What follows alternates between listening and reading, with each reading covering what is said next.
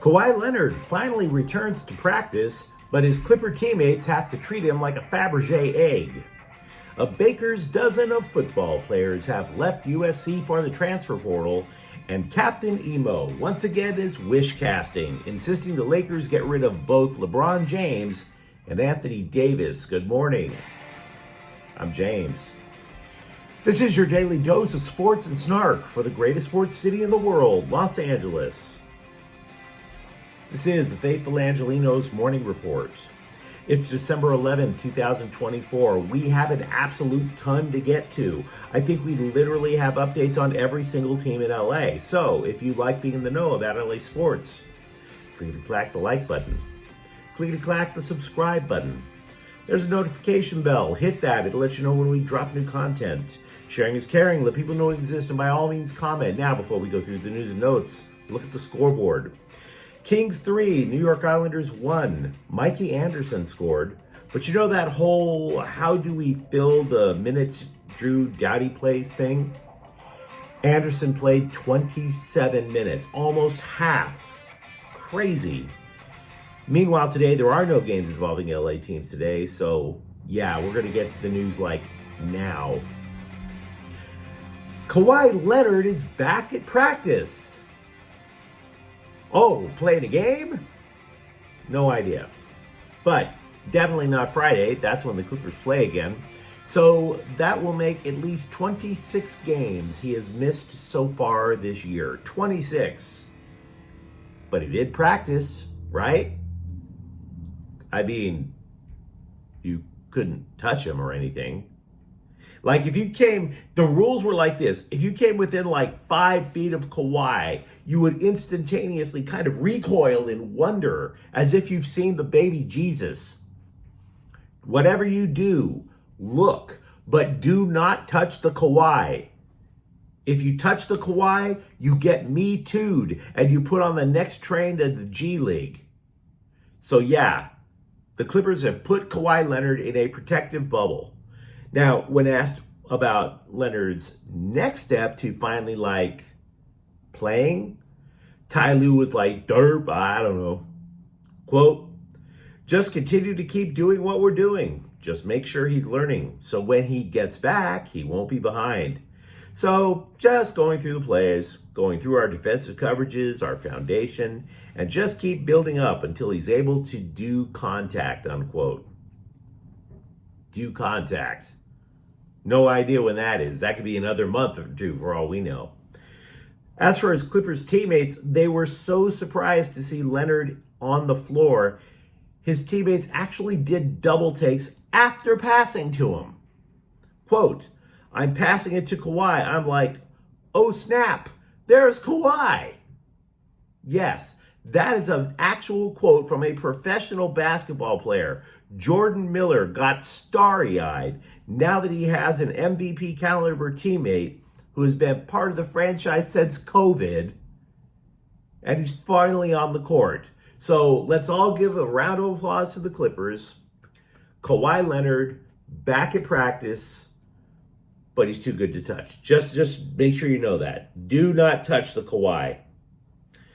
Also, forward Derek Jones is going to be sidelined for at least a couple of weeks after suffering a right hamstring strain. He'll be reevaluated then. But there's no reason to believe it's only going to be 2 weeks. Now, with Jones out, you have forwards Jordan Miller and Nicholas Batum. They're going to see an uptick in minutes, most likely. Receiver Deuce Robinson is the 13th Trojans player to swan dive into the transfer portal. He came as a tight end, a 5-star recruit, definitely somebody you would want on the team, but even though he came in as a tight end, he was always lining up at wide receiver, so he was pretty versatile. Over 2 years, he caught 39 passes, 7 for touchdowns. For all the players in the receiver room that were supposedly, we were all told, oh, this receiver room, they're just dynamite in a Cardinal jersey. So explosive. It's literally like watching a Michael Bay movie. They're just so explosive. Robinson actually led the team in yards per catch. He was the explosive guy. A converted tight end. If that's not an indictment of how the Trojans wide receiver room has woefully underperformed over the last couple of years, I don't know what is. Meanwhile, I floated the idea that one of the problems with the current structure of NIL, transfer portals, bowl games, is it's now being used by some players as a weapon of extortion. Pay me for the bowl game extra, or I walk. Coach, you need this bowl win. Pay me for this one win, or I walk. So, look at USC. Like I said, if you're wondering if the situation is totally sus. And as it turns out, I'm not the only guy who thinks that way. Former coach Lane Kiffin, who has rebuilt his reputation after wiping out the 50,000 cream pies that were slammed in his face while he was over at USC, Lane Kiffin said likewise, quote, "The season's not over yet and there's a free agency window open. Just think if the NFL was getting ready for the AFC, NFC playoffs, postseason, and the playoffs are in free agency already. It's a really poor system, but we just try to manage the best we can through it, and hopefully someday it'll get fixed," unquote. Just because you fired the guy at LAX doesn't mean he's wrong about everything, guys. Honestly, if you look back, I think the only real loss for USC so far is really just running back Quentin Joyner. I mean, the others, yeah, you'd like them, but were they all game changers? I would say this, I'm bringing up Quentin Jones as a reason for optimism. When you consider Lincoln Riley brought in both Travis Dye and Woody Marks via the portal, I like the odds that USC at least fills that gap. So, just saying. Captain Emo strikes again. The LA Times' Bill Plaschke got up 2 days ago, guzzled a super big gulp full of estrogen, and then pleaded with the Lakers to get rid of both LeBron James and Anthony Davis. "It's over. There's no hope," he bemoaned. Yes, he let his pheromones loose all over the keyboard, and when he was done, then he went into the executive washroom and floated rose petals all over the toilet. "There is no hope for the Lakers," he was whining. Literally going through all of this Sturm and Drang as if he was expecting Jude Law or Colin Farrell to plead with him just to hold on a little bit longer for the Lakers. Never mind that in getting rid of LeBron James and Anthony Davis, you're begging the Lakers to commit franchise suicide. Just so you know that, right? You do know that that's franchise suicide? Years ago, when the Lakers sucked and they had all these lottery picks for 3 consecutive years, they selected what many of us would think is not a bad idea. And the result was, there was no hope. Bill. There was no hope for Julius Randle. He didn't even begin to start playing like he cared until he got to the Knicks, which was like 5-6 years into his career. Not for Brandon Ingram, who still looks at a weight room as if it's kryptonite. Not for Lonzo Ball. And that's assuming that the Lakers would get back good draft picks in these phantom trades that you're so desperately wanting. It'll never happen because the NBA remembers how much the Clippers overpaid for Paul George. Nobody wants to put their own franchise in that level of mess. If anything, it's not that there isn't hope for the Lakers. It's that while they continue to employ Bill Plaschke, there is no hope for the LA Times. Can we just get to that? Because look, having been a former scribe, let me tell you something. For any news outlet to be successful, they have to tell us things that, one, we don't know, and then B, write it intelligently. This is the latest piece of pointless wish casting. Just like Bill Plaschke was urging the Dodgers, you have to start Shohei Ohtani in the playoffs, or else there is no hope. And yet the Dodgers are the ones with the rings. We know, by the way, this is something that'll never happen, and it wasn't written intelligently. because they will never get rid of LeBron James. The one thing the Lakers do right, aside from going on dynasties once in a while, is they do right by their legends. They want their legends to retire in purple and gold. It's the Laker way. The only time they traded away a legend was because Shaquille O'Neal thought there was no way that he would be able to work it out with Kobe Bryant and wanted to blast open the salary cap in order to put up with the guy. If you trade James, if you trade Davis, you will never get an even return. You will never get anything close to a good return.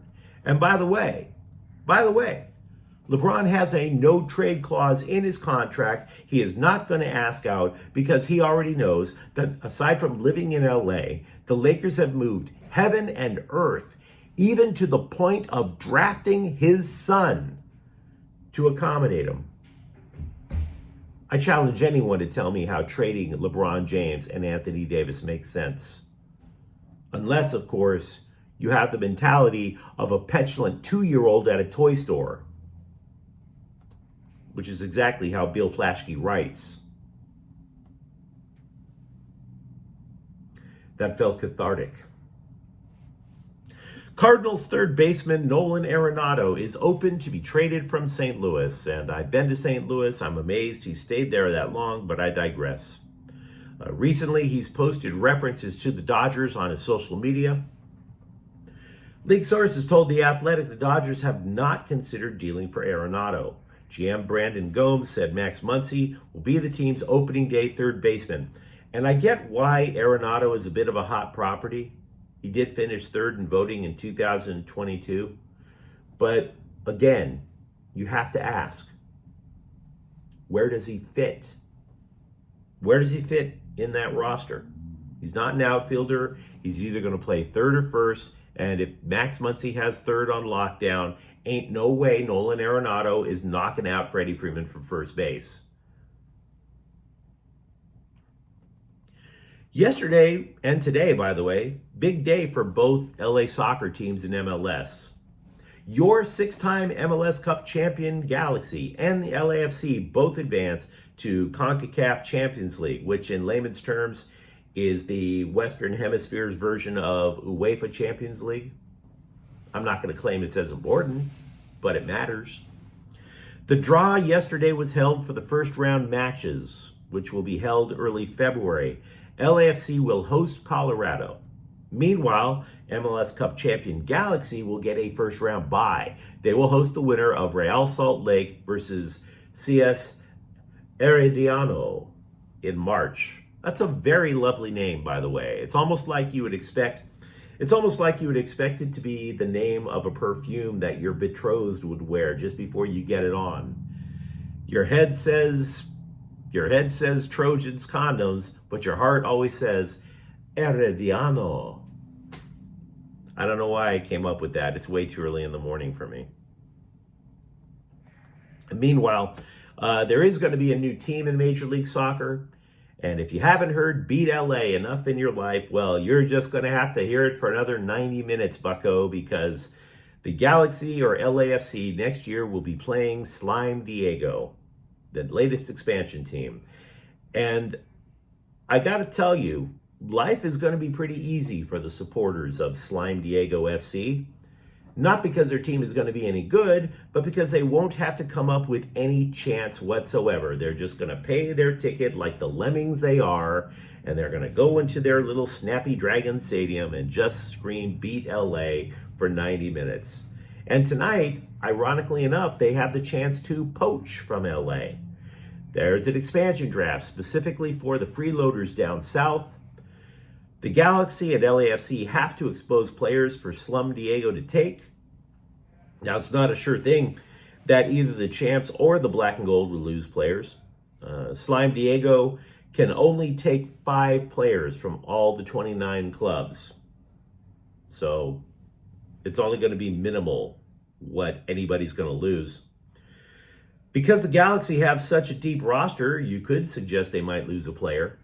For example, MLS Cup MVP Gaston Brugman was exposed. So was Diego Fagundez. For that matter, team captain Maya Yoshida. 11 players total exposed by the Galaxy. LAFC, meanwhile, has dangled 14 possibilities in front of the bottom feeder newcomers.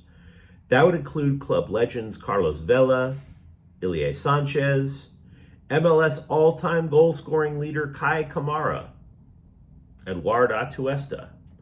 Now, if Slime Diego knew how to build a team in any sport, which they don't, they'd have rings somewhere. The only rings you're going to find in San Diego are the plastic ones that the Dolphins jump through at SeaWorld. So hopefully the Galaxy don't lose players that the fans revere, but if they do, it's not going to make that much of a difference. CBSSports.com revisited the deals made at the NFL trade deadline, and maybe, just maybe, the Rams did not screw themselves by sending cornerback Tre'Davious White to Baltimore. This is what the Scribe writes. So far, quote, he's had a muted start with the Ravens, playing in 3 games and logging no more than 52% of the defensive snaps in those contests. He also has 3 pass breakups and 3 tackles over that stretch. Considering this was a mere swap of future 7th round picks, expectations weren't that high for White, unquote. Oh, really? Expectations weren't that high? Because these are the headlines that came after the deal. Quote, Ravens cornerback impressing after early trade, unquote. Quote, Baltimore traded next to nothing, unquote. For that matter, the Scribe's employer, CBS, gave the Rams a D for the deal. Now they're looking at White and the Ravens are like, you can hang on the bench. We're good. You're not our savior. Our bad. If you watch a lot of Rams football, you've probably heard Matthew Stafford yell, turbo set, right at the snap of the ball. And you might wonder why he yells turbo set instead of hut hut, like, damn near every other quarterback. We may have found out Sunday. According to The Athletic, Buffalo was set up to repeatedly blitz Stafford. Stafford, he's looking around, he thinks there's a blitz coming, but he wasn't sure. So he yells, hut hut. And the Bills spasm to the line. It was a tell. There was going to be a blitz. Hut hut was a false count. And the Rams offense, even more importantly, knew that was a false count. Turbo set is the set count. That's where they snap. So they know the blitz is coming. Stafford and the receivers adjust. Stafford yells turbo set. And they get wide open receivers. Stafford was 8 for 8 against the blitz against the Bills Sunday.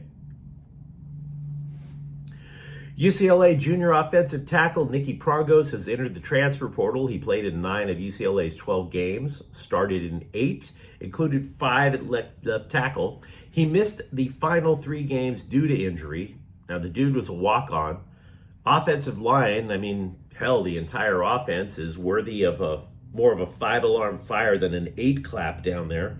Don't take it from me. Deshaun Foster said the line needs a lot of work. Quote, I just felt that our depth this season wasn't where it needed to be. Some games we would get tired in the second half. The LSU game, we got tired in the second half. We can't put guys in. We need more depth, unquote. Angel City FC goalie Didi Herishich will not return next season, along with defender Jasmine Spencer. They've been with the club since its inception.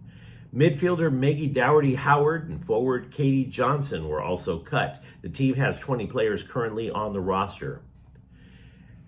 And the Chargers have released offensive lineman Alex Leatherwood, who was once a one-time, you're only once a one-time.